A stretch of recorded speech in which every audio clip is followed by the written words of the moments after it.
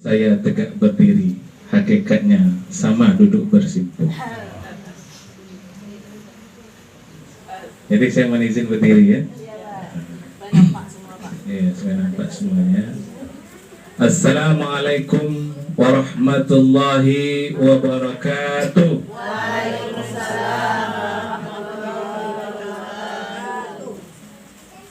Ya, batang mempelam buahnya lebat, tinggi menjulang di tepi perigi. Menjawab salamnya kurang kuat, saya ulang sekali lagi. Assalamualaikum warahmatullahi wabarakatuh. Waalaikumsalam warahmatullahi wabarakatuh. Yang menjawab salam dengan semangat, saya doakan masuk surga. Amin. Yang tidak semangat, saya doakan masuk surga juga, tapi agak belakangan. Setelah yang semangat tadi masuk semua, baru yang belakangan ini yang kurang semangat.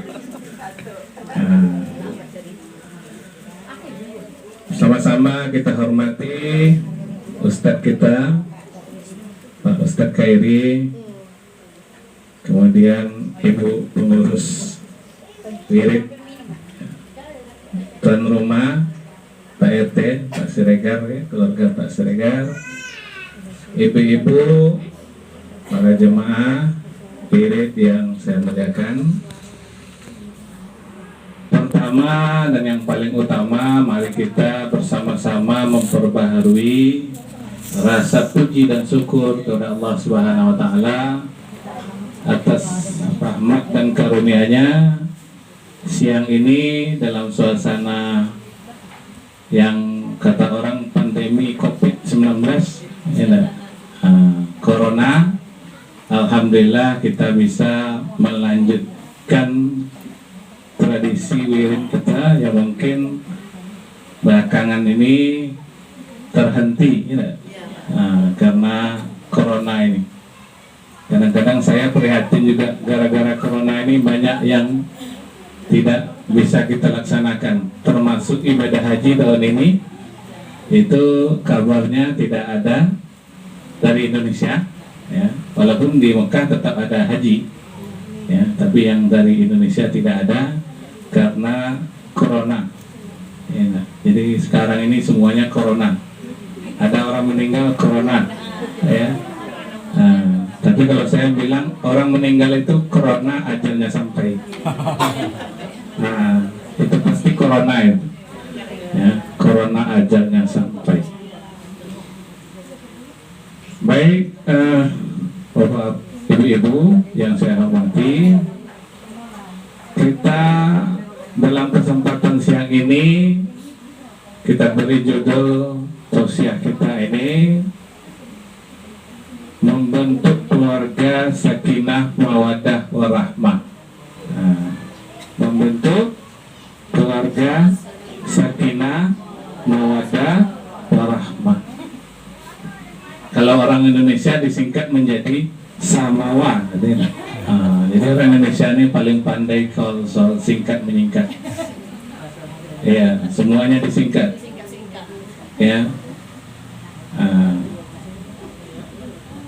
Bapak Ibu yang saya hormati, ya, tapi sebelum masuk ke materi, mungkin ada baiknya kita berkenalan dulu. Tak kenal maka tak sayang, tak sayang maka tak cinta. Nanti bertanya-tanya pula sampai pulang wirid, siapa tadi yang ceramah? Anda tahu, ini pakai kopiah putih, ya. Pak Haji, tak enak, tapi kopiahnya putih. Jadi kita perkenalan dulu sekejap. Enak. Tapi saya perkenalannya dengan pantun juga.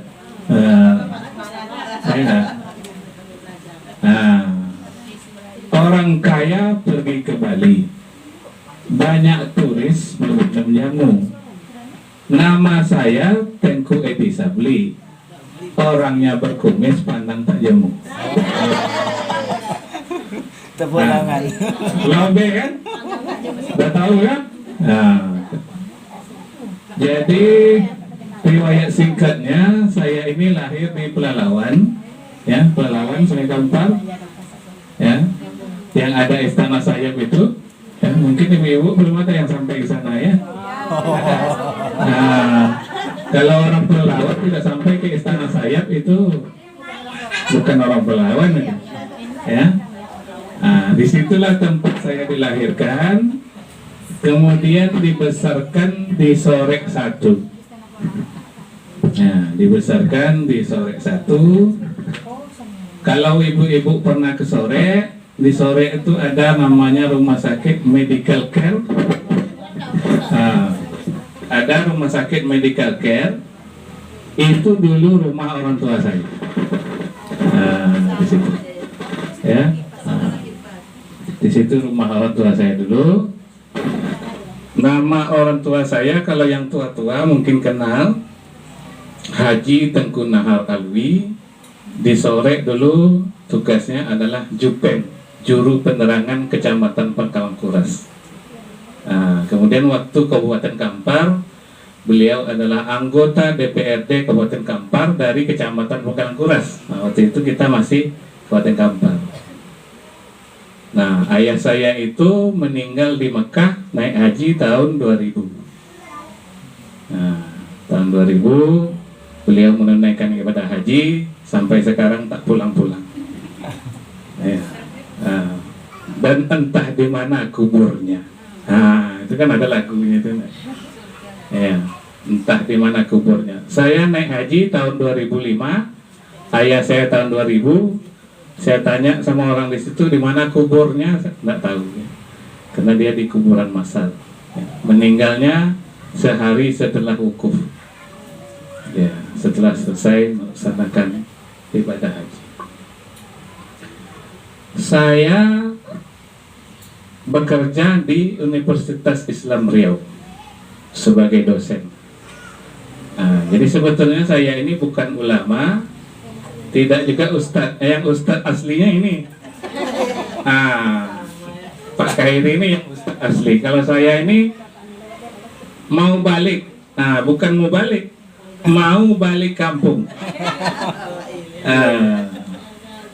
Mau balik kampung. Jadi oleh Pak Usni Tamrin saya diajak berpasangan dalam pilkada yang akan datang.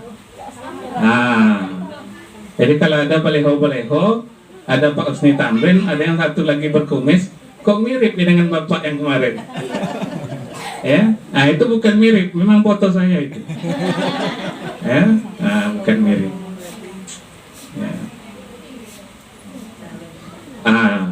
Mungkin cukup ya berkenalan sampai di situ ya. Kalau mau dilanjutkan nanti bisa melalui media sosial. Baik, ibu-ibu, saya kalau selalu memberi tausiah, kalau dia minta, ya, apa yang dapat saya sampaikan. Ya, tapi ya memang sesuai kemampuan lah. Ya, alhamdulillah tadi barusan saya menjadi khatib di Kemang. Jadi khatib di sana langsung ke sini. Kebetulan Pak Khairi menyampaikan ada acara di sini. Alhamdulillah, kebetulan. Ya, saya tidak jauh-jauh dari Kemang.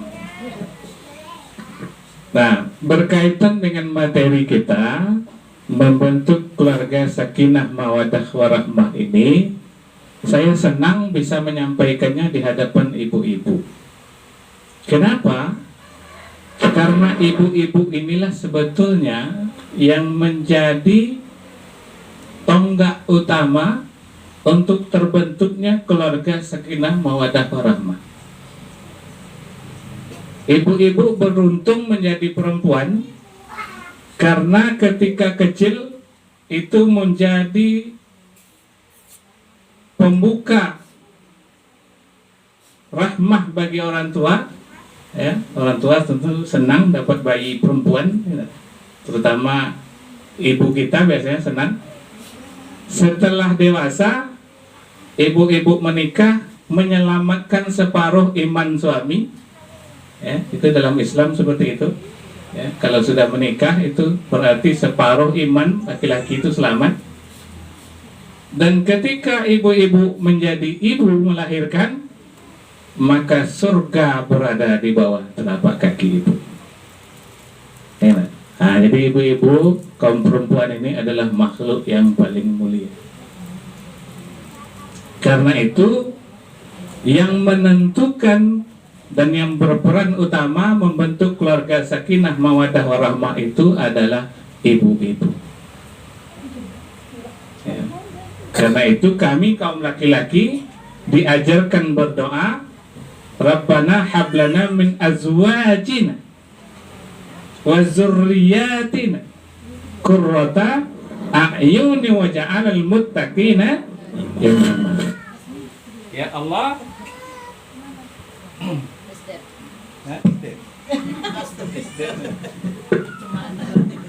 bahasa langgamnya estet.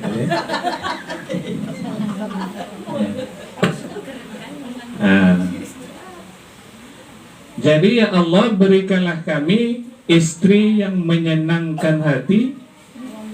Ya, nah ini doa suami. Istri yang menyenangkan hati, kemudian anak-anak yang menjadi imam bagi orang yang bertakwa. Jadi kebahagiaan seorang suami sangat ditentukan oleh keberadaan ibu-ibu sebagai istri. Maka sakinah mawaddah warahmah itu artinya keluarga yang damai, keluarga yang tenang, keluarga yang selalu bahagia. Nah, bahagia itu tidak diukur dengan rumahnya gedung, mobilnya mengkilat, sawitnya banyak, itu tidak jaminan. Ya. Tapi Rasulullah mengatakan dalam hadisnya yang sangat indah, baiti jannati, rumahku adalah surgaku. Nah, walaupun orang menganggap rumah kita jelek, reot, bocor, tapi bagi kita baiti jannati. Nah, ini laki-laki juga seperti itu mestinya, ya, bapak-bapak nih. Walaupun istri kita standar, nah, kalau dibilang buruk jangan, ya, standar. Karena ada pepatah mengatakan, ya, rumput di sebelah itu selalu lebih hijau. Nah, nampak istri orang, nah, ya, kalau nampak anak kecil, ingat anak awak, ya, meleleh air mata. Nampak istri orang, lupa istri awak, meleleh liur. Enak. Nah, itu. Kalau sudah begini, ini rumah tangga tak bahagia lagi nih. Enak. Sudah mulai tergoda dengan tetangga sebelah. Ya. Lalu bagaimana cara mendapatkan keluarga sakinah mawaddah warahmah ini? Ya. Nah, yang pertama tentu saja kata Imam Ali, ya, Sayyidina Ali radhiyallahu anhu, ya, yang harus dilakukan oleh orang tua. Nah, ini sebagai orang tua ini, ya, karena rata-rata saya rasa ini sudah punya anak semua, ya. Nah, sebagian sudah punya cucu, ya. Nah, bagaimana ini menjadi keluarga sakinah mawaddah ini? Kata Sayyidina Ali, ya, adibhum wa alimhum. Artinya apa? Didik mereka dan beri ilmu mereka. Ya. Jadi kalau anak kita didik, kita beri ilmu, insya Allah keluarga kita bahagia dunia akhirat. Nah, yang jadi masalah hari ini, ilmu bisa dititipkan di sekolah. Ya, 2 tambah 3 5 itu ilmu itu. Enak. 8 bagi 2 4 itu ilmu. Tetapi yang berat itu adalah mendidik.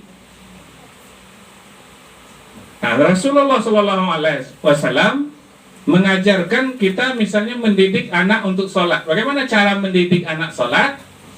Yang pertama tentu kita beri ilmu tentang sholat. Syarat, rukun, bacaan, ya, itu hafalan semua, itu ilmu. Tapi tidak cukup itu. Harus diikuti dengan pendidikan. Bagaimana cara mendidiknya? Kata Rasulullah, ketika anakmu umur 7 tahun, suruh dia sholat. Kalau 10 tahun dia tidak juga sholat, maka pukullah. Ya, tentu pukulnya pukul mengajar, kan? Nah, biasanya kakinya dipukul, jangan pula kepala dia untuk dinding. Ya. Nah, kalau itu sudah melanggar HAM itu. Ya, nah. Jadi apa? Itu maksudnya didik. Sudah diberi ilmu, didik. Nah, Al-Quran juga mengajarkan seorang anak harus punya adab kepada orang tua. Tidak boleh suaranya tinggi. Tidak boleh membantah. Menyebut saja tidak boleh. Itu pendidikan. Ini mohon maaf, ada ibu-ibu kadang-kadang anaknya bercarut, dia kesenyum aja. Ya, bapaknya dicarutnya, ya, ibunya ketawa aja. Ya. Nah, itu berarti tidak mendidik. Ya. Nah, ada ungkapan Melayu, ya, kata Raja Ali Haji dalam Gurindam 12, kalau anak tidak dilatih, sudah besar orang tuanya letih. Nah, jadi dari kecil dia tidak dididik, tidak diajar, tidak diberi ilmu, sudah besar dia nanti letih orang tua mengurus. Yang narkoba lah, yang mencuri lah, yang mencopet lah, ya, yang bolos sekolah lah, yang meninju anak orang lah, yang mencuri kelapa orang. Kenapa? Tidak diberi ilmu dan tidak dididik. Ya. Nah, tetapi yang tidak kalah pentingnya adalah, ya, dalam ilmu mendidik ini, ya, kalau dalam ungkapan Jawa dikatakan ing ngarso sung tulodo, ing madio mangun karso tutwuri handayani. Nah, dalam Jawa sini kan? Ya. Ya Bu ya, betul Bu ya. Kalau nuwun pangapunten yen tak omongin sing salah ya Bu. Soalnya kula niki boten tiyang Jawi ya. Kula niki tiyang Pelalawan. Nah, tapi boten tiyang listrik. Nah, jadi prinsip pendidikan itu adalah di depan memberi contoh. Jadi kalau ayah ibunya ingin anaknya taat sholat, tentu orang tuanya adalah orang yang taat sholat. Bagaimana kita menyuruh anak kita sholat sementara kita sendiri tidak sholat? Tidak mungkin. Ya. Impossible kata bahasa langgam. Ada orang langgam nih. Ini kan jalan ke langgam kan? Nah, tidak mungkin kalau contohnya tidak ada. Yang terjadi sekarang justru terbalik. Bapaknya rajin ke masjid, ibunya rajin wirid, anaknya rajin di tepi jalan. Itu. Ya. Zaman sekarang banyak yang seperti itu. Sudah diberi contoh, bapaknya hitam keningnya udah. Ya. Ibunya di mana orang wirid hadir terus, tapi anaknya entah kemana-mana. Ya. Nah, dulu zaman kami dulu itu maghrib mengaji namanya. Sekarang ada lagi kan? Itu kalau maghrib mengaji. Zaman saya dulu mengaji itu pakai nyanyi, ya, seperti berlagu.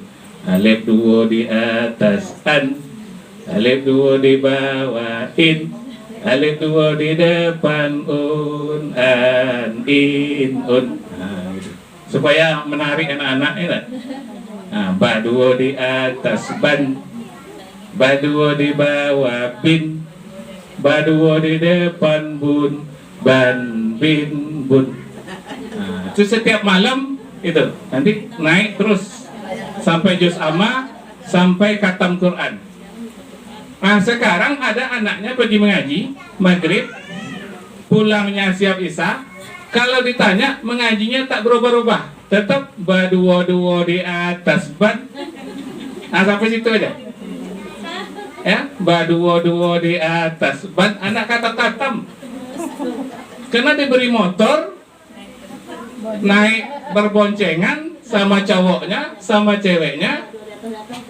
Baduo-duo di atas ban. makanya tak kata-kata. Setiap selesai maghrib pergi pakai motor, bawa pacarnya keliling Kerinci ini. Kapan katamnya? Ya, jadi kajinya sampai di situ aja. Baduwo-duwo di atas ban, baduwo-duwo di atas ban. Nah itu sorry. Ya, nah, makanya tak selesai. Nah ini harus dipantau oleh orang tua. Enak. Betul lah anak kita nih pergi mengaji. Dia bawa motor setiap maghrib, tapi betul lah mengaji ini. Siapa kawannya? Enak. Nah ini yang harus dipantau. Enak. Nah ini contohnya pendidikan dari sisi ya sholat. Yang lain, ya, yang harus kita jadikan tradisi keluarga sakinah mawadah adalah kita sudah dilatih di bulan Ramadan kemarin, yaitu bangun sahur. Betul Bu? Apa artinya sahur? Kalau bulan Ramadan itu sahur adalah makan sebelum azan subuh. Kira seperti itu kan? Nah, itu sebetulnya Ramadan itu kan latihan. Sebetulnya Allah ingin mengatakan kepada orang yang beriman, kalau ingin membentuk keluarga sakinah mawadah warahmah, maka rumah itu, seisi rumah itu harus bangun sebelum subuh. Nah, sekarang mari kita evaluasi rumah kita masing-masing.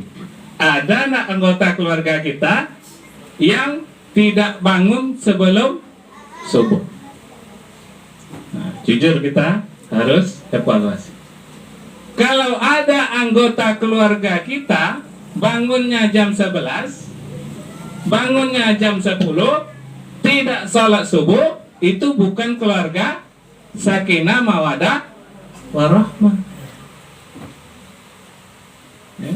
Sebab keluarga yang bertakwa itu adalah keluarga yang seisi rumahnya, terutama yang sudah wajib sholat, harus bangun sebelum subuh. Ya. Nah itu hikmah Ramadan yang mungkin jarang disampaikan. Jadi kita bukan sekedar makan sahur aja bulan Ramadan itu. Ramadan itu melatih kita untuk membangunkan anak cucu kita supaya bangun sebelum subuh. Masih ingat kita waktu kecil dulu, itu orang tua kita kan bersusah payah itu ya, membangunkan kita. Kadang-kadang saking ngantuknya itu biarlah kita tidur daripada makan. Tapi sebetulnya bukan itu. Harus bangun. Mau makan kek, mau tidak makan kek, yang penting sebelum subuh harus sudah bangun. Nah itu. Jadi kita evaluasi rumah kita masing-masing, masih ada enggak ya anggota keluarga kita, ya, suami kita, anak kita, menantu kita, cucu kita yang tidak bangun sebelum subuh. Ya, kalau ada, mari kita rubah ini.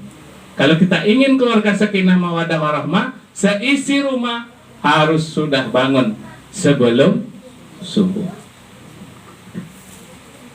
Mau Bu? Mau Bu?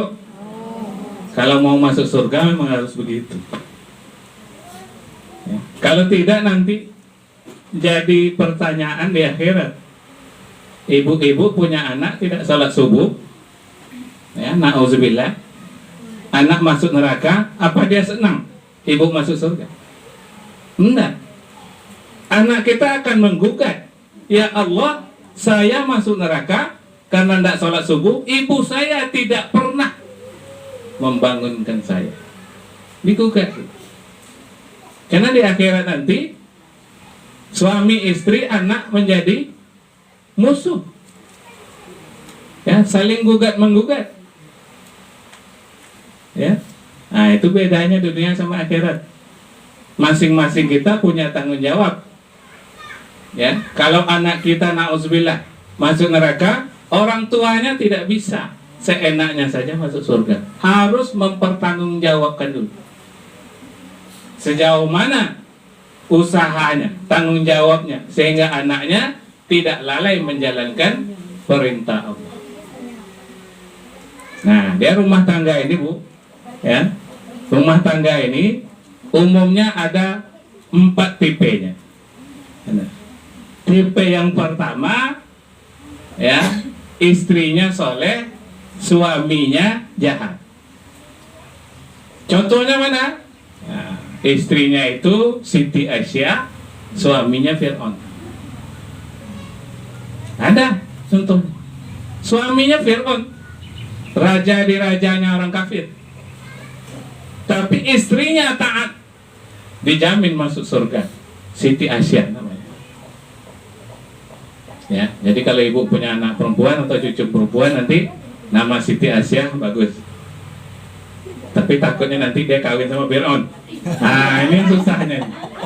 Enak. Nah, karena Siti Aisyah itu istrinya Fir'aun.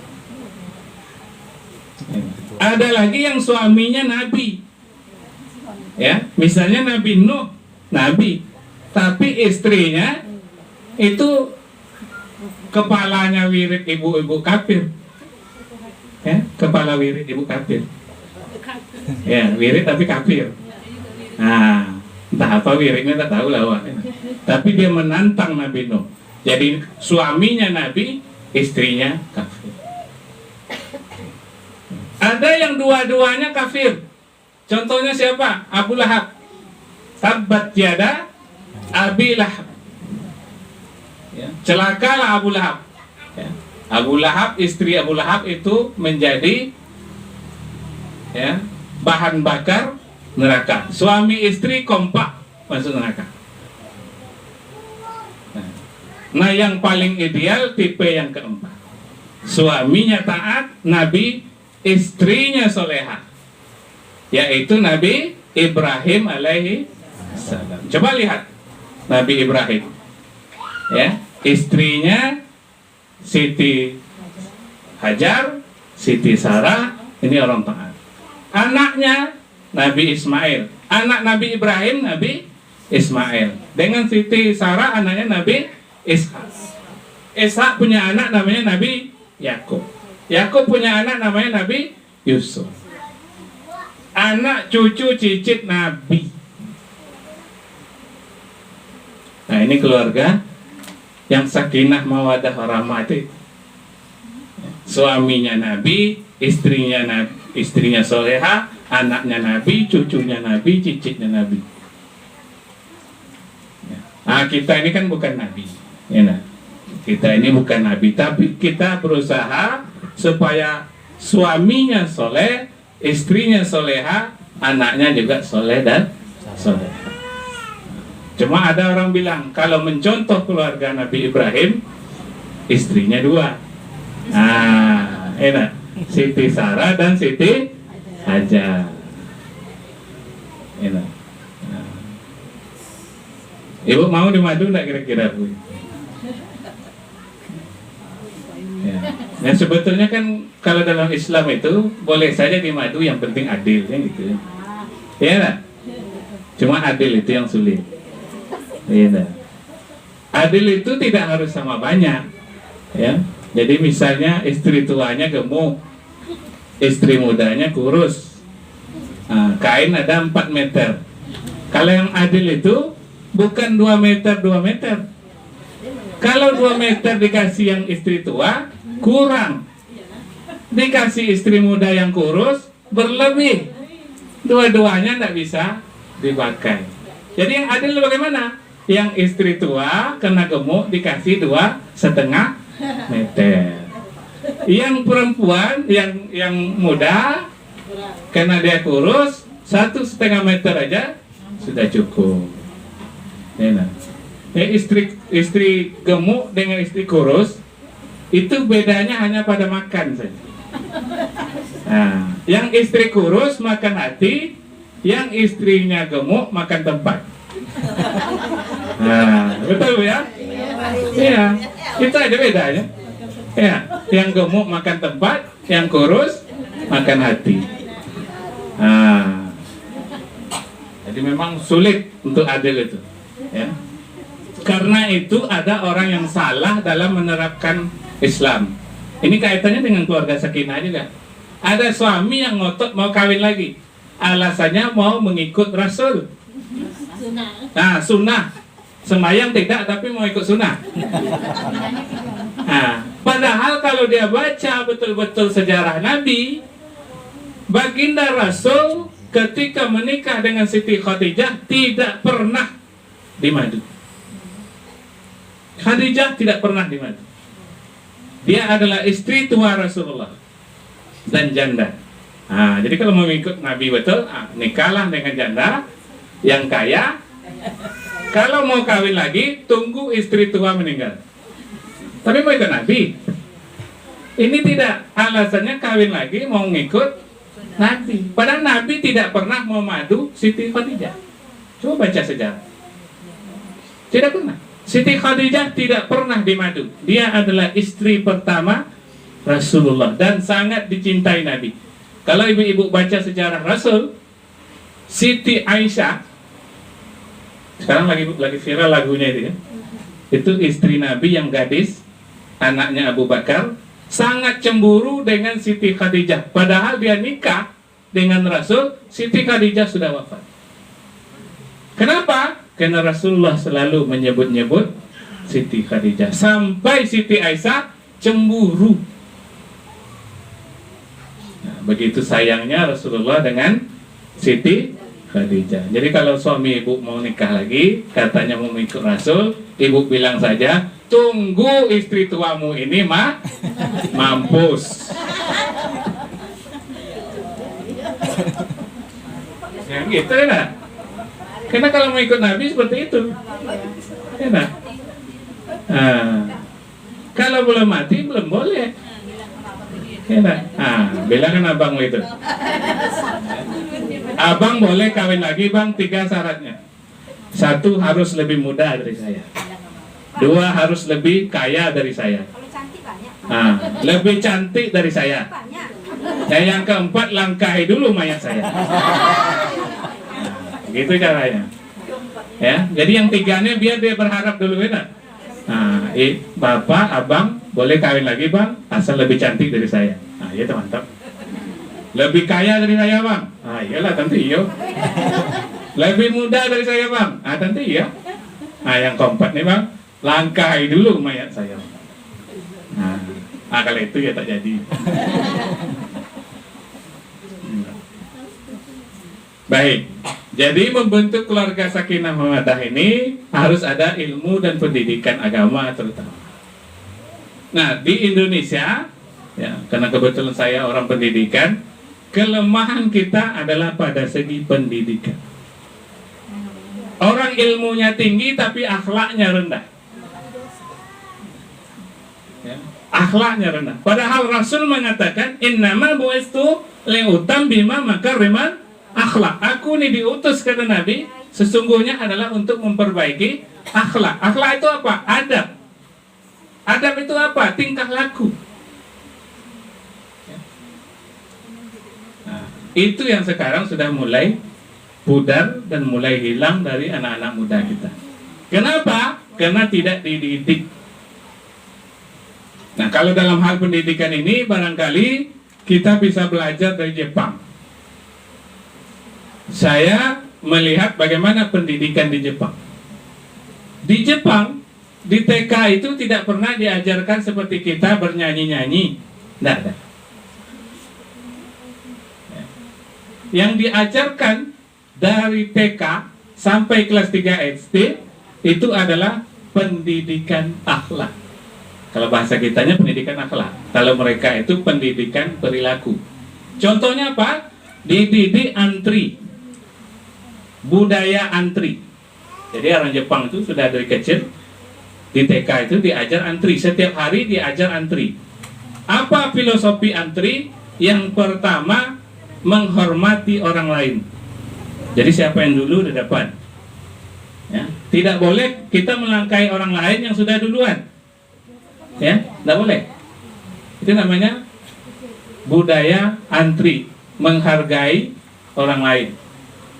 Yang kedua, antri itu melatih menjadi sabar. Sabar untuk menunggu giliran. Jadi yang depan dulu. Sesuai urutan. Kita nomor 6 ya tunggu. nomor 5 baru kita. Jadi sabar, ya, disiplin, sabar, dan menghargai orang lain. Ini dilatih dari TK sampai kelas 3 SD. Tidak ada belajar berhitung, tidak ada belajar bahasa Inggris. Ya. Tidak banyak pelajaran, tapi yang penting adalah perilaku, tingkah.